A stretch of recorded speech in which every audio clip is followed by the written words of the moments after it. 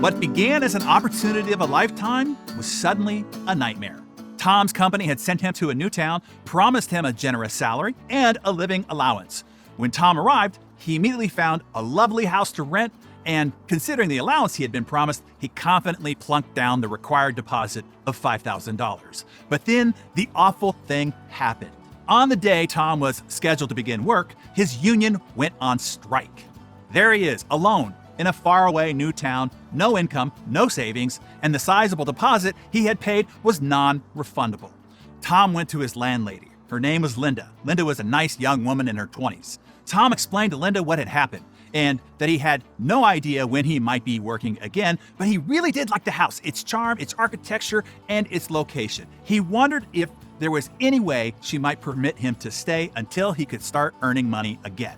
While Linda was sympathetic, she too was in a bind. She bought the house to fix it up for herself to live in, but when the cost of renovation proved to be too steep, she was forced to rent it out and move into the apartment above the garage. Linda loved the house, but if she didn't rent it, there'd be no way she could afford to make the necessary repairs. And there were many things to do. There was woodworking, there was roofing, there was painting to be done, and mending fences, and landscaping. Tom, smiling, interrupted. The situation was perfect, he said.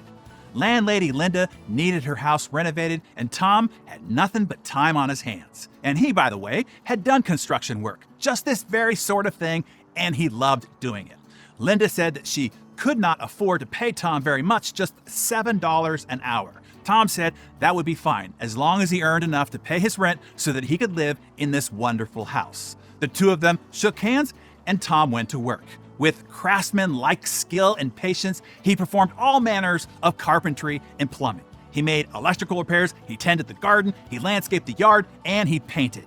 Tom took great pride in his work indoors and out, and as the months passed, he came to feel that the house became home.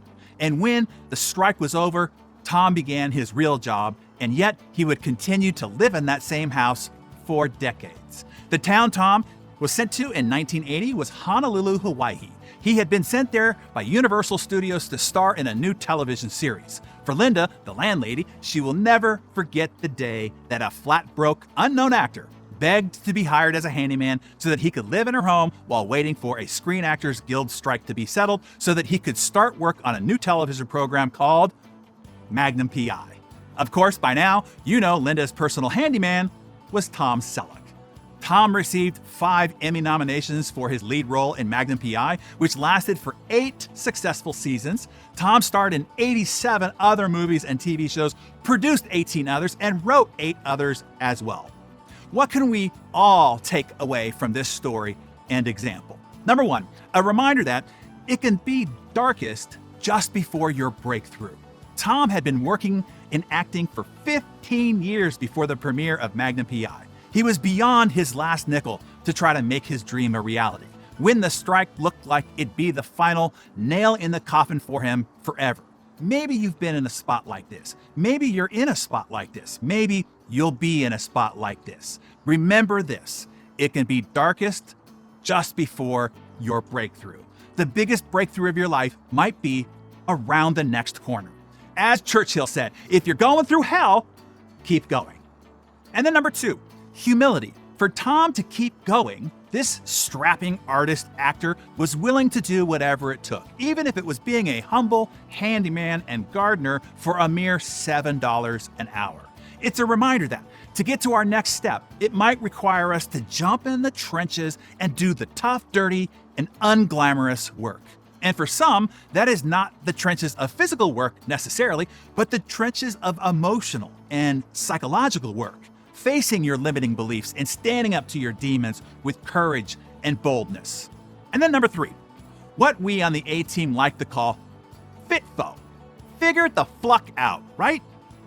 Instead of waiting for your circumstances to change, Tom created an opportunity for himself.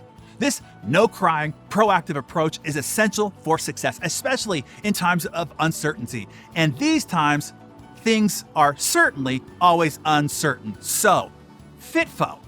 So my daily friends, which of these 3 takeaway tips do you need to hear the most today? Number 1, your big breakthrough might be around the next corner. Just keep going. As MLK said, if you can't fly, then run. If you can't run, then walk. If you can't walk, then crawl. But whatever you do, you have to keep moving. Or number 2, humility, jumping in the trenches and fight your fears with courage and audacity. Or number 3, Mo Fit Fo. Tell us in the comments below and do somebody else a solid. Share this Darren Daily with them. This might be just what they need to keep moving.